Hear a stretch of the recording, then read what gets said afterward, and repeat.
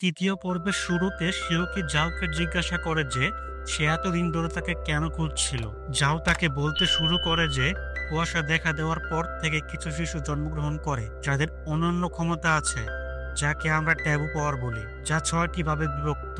এই কথা শুনে শিওকি ভাবে যে এই স্তরগুলি সেই একই দরজা সমান যা তিনি স্বপ্নে দেখেছিলেন। তারপর জাও শিওকিকে বলে যে তোমার কোনো ট্যাবু শক্তি নেই, বরং তোমার সুপার পাওয়ার আছে, যা তোমাকে স্বয়ং কনস্টেলেশনে রাজা মিশেল দিয়েছেন। এই কথা শুনে শিওকি জাওকে জিজ্ঞাসা করে যে মিশেল তাকে কেন তার ক্ষমতা দিয়েছিল।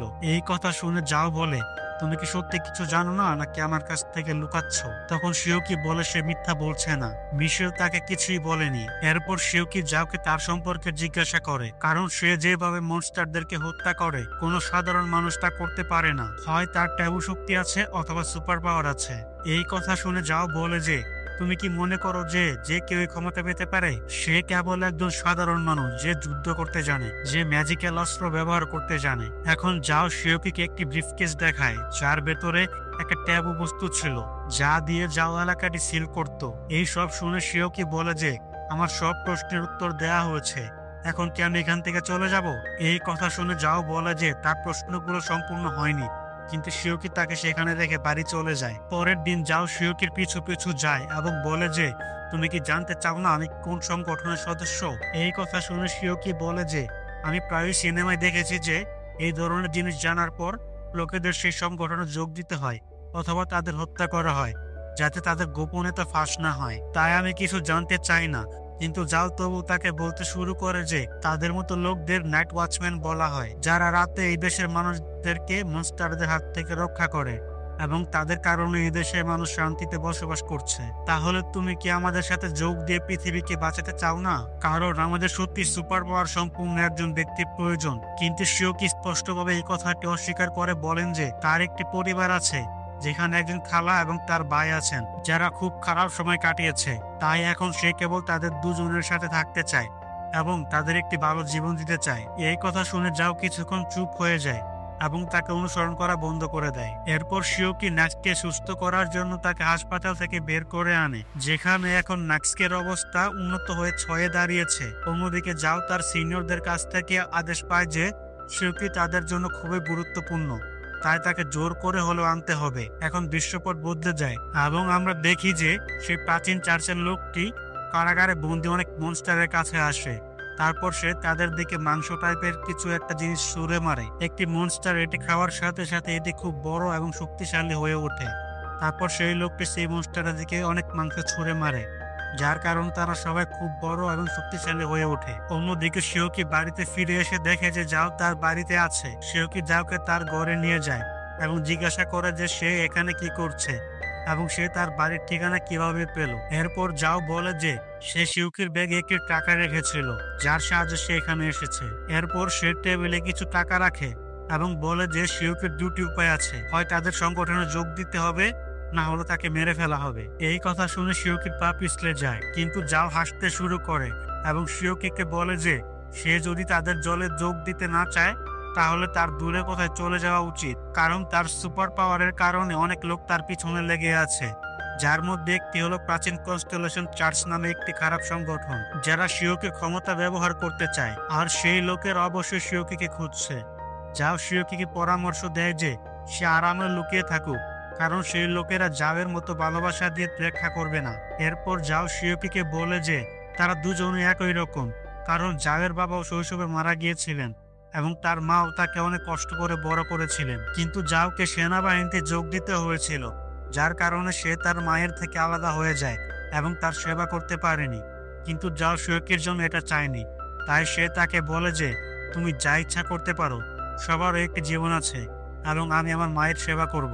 আমি ক্যাপ্টেন এবং দলকে বোঝাবো, তোমার তাদের নিয়ে চিন্তা করার দরকার নেই। এ কথা শুনে শিওকি বুঝতে পারে যে যাও খুব ভালো মানুষ। এরপর যাও রান্নাঘরে যেতে শুরু করে, কারণ সে রান্না করছিল। কিন্তু শিওকি চলে যাওয়ার আগে সে তার টাকা ফেরত দেয় এবং তাকে জিজ্ঞাসা করে যে সে সেনাবাহিনীতে যোগদান করে কি করতে চায়, যার জবাবে যাও বলে যে সে অনেক পদক জিতে তার গ্রামে তার মায়ের নাম বিখ্যাত করতে চেয়েছিল। এরপর যাও এবং শিওকি পারিবারিক ডিনার উপভোগ করে। এরপর যাও শিওকিকে বলে চলে যায় এবং যাওয়ার সময় বলে যে সে একজন ভালো সামরিক অফিসার হবে। এখন যাও সেখান থেকে চলে যাওয়ার পর কি দেখতে পায় যে যাও ভুল করে তার লাইটারটি রেখে গিয়েছে। পরে তার একজন সিনিয়র যাওকে এক জায়গায় একটি ব্যারিকেড তৈরি করতে বলে, কারণ সেই 5টি মনস্টার সেখানে এসেছিল যাদের আমরা কিছুক্ষণ আগে জেলে দেখেছিলাম। তাই সিনিয়র তাকে একটি ব্যারিকেড তৈরি করে তাৎক্ষণিকভাবে সেখান থেকে চলে যেতে নির্দেশ দিচ্ছিলেন এবং কিছুক্ষণ পরে নাইট ওয়াচম্যান দল সেখানে পৌঁছাবে। কিন্তু যাওয়ার সামনে একটি মনস্টার ছিল যে আহত অবস্থায় ছিল। তাই যাও তার সিনিয়রকে বলে যে সে তাকে হত্যা করবে, কিন্তু তার সিনিয়র তাকে বারণ করতে শুরু করে কারণ সেই মনস্টারটি খুব শক্তিশালী ছিল। কিন্তু যাও তার কথা শোনে না এবং তরবারি হাতে দাঁড়িয়ে বলে যে যদি সে এখান থেকে চলে যায় তাহলে এই মনস্টাররা তার ব্যারিকেড ভেঙে অনেক মানুষকে হত্যা করতে পারে। কিন্তু সে এটা হতে দিতে পারে না। এখন সেই আহত মনস্টার যাওয়ার দিকে এগিয়ে যায়।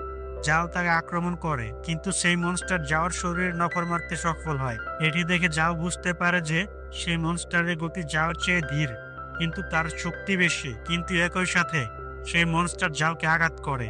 সে ছিল ভূতের ধরনের মনস্টার। মনস্টারটা তার ডোমেন সক্রিয় করে, যার ফলে যাওয়ার গতি কমে যায়, যার ফলে যাও ইচ্ছা থাকলেও কিছু করতে পারে না এবং সেই মনস্টার যাওকে প্রচন্ডভাবে মারে এবং তার মেরুদণ্ড ভেঙে দেয়। এটি দেখে যাও মনে মনে ভাবে যে যদি তার ট্যাবু বা সুপার পাওয়ার থাকতো তাহলে সে আজ এই মনস্টারটাকে মেরে ফেলতো। এখানে শিওকি তার ঘরে বসেছিল। সেই পাখিটি তার কাছে এসে তাকে কোথাও নিয়ে যেতে শুরু করে। তখন শিওকি তাকে অনুসরণ করতে শুরু করে। সেই মুহূর্তে শিওকি বুঝতে পারে যে যাও সমস্যায় পড়েছে।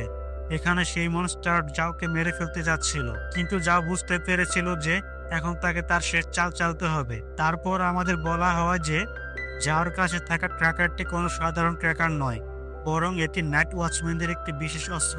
এখন যাও সেই ট্র্যাকারটি তার হাতে নেয় এবং একটি বোতাম টিপে দেয়, যা থেকে একটি সুই বেরিয়ে আসে, যা যাও তার নিজের শরীরে পুশ করে, যার ফলে যাও ট্যাবু শক্তি পায়। এখানে শিওকি সেই জায়গায় পৌঁছেছিল। তারপর যাওয়ের তৈরি করা ব্যারিকেড ভেঙে তার দিকে আসতে শুরু করে।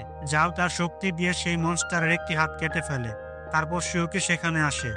যাও তাকে জিজ্ঞাসা করে যে সে এখানে একটি ব্যারিকেড তৈরি করেছিল, তাহলে শিওকি এখানে কিভাবে এলো। তারপর শিওকি বলে যে সে নিজের হাতে সেই ব্যারিয়ার ভেঙে ফেলেছে।